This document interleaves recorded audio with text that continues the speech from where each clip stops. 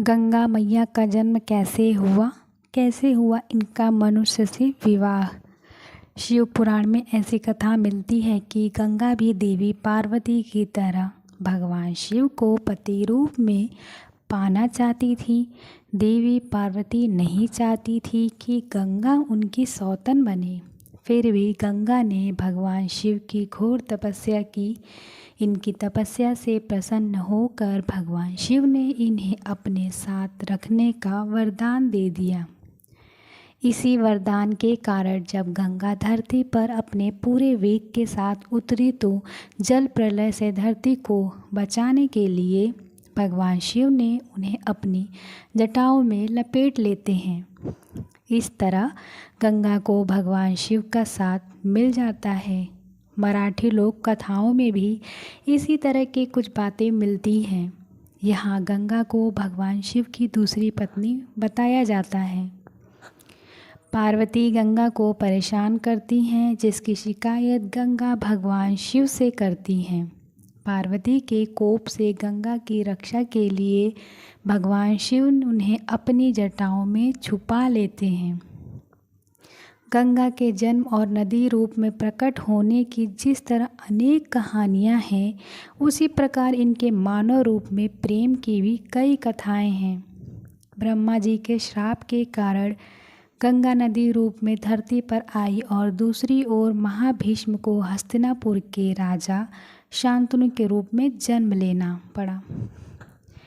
एक बार शिकार खेलते हुए शांतनु जब गंगा तट पर पहुँचे तो गंगा मानवीय रूप धारण कर शांतनु के पास आई और दोनों में प्रेम हो गया।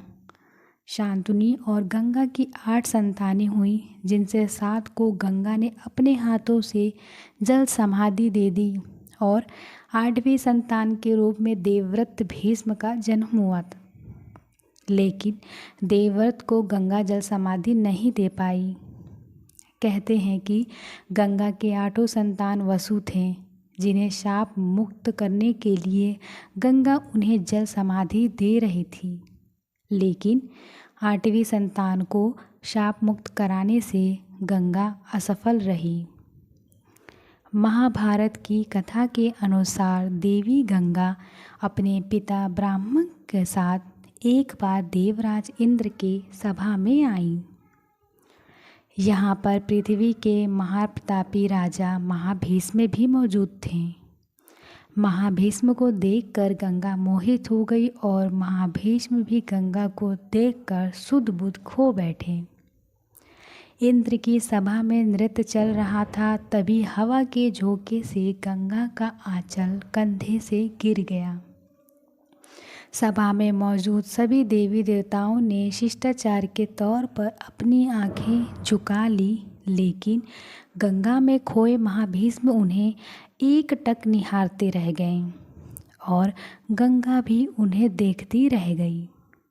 क्रोधित होकर ब्रह्मा जी ने श्राप दिया कि आप दोनों लोक लाज और मर्यादा को भूल गए हैं, इसलिए आपको धरती पर जाना होगा और आप दोनों एक दूसरे को पसंद करते हैं, इसलिए वहीं आपका मिलन होगा।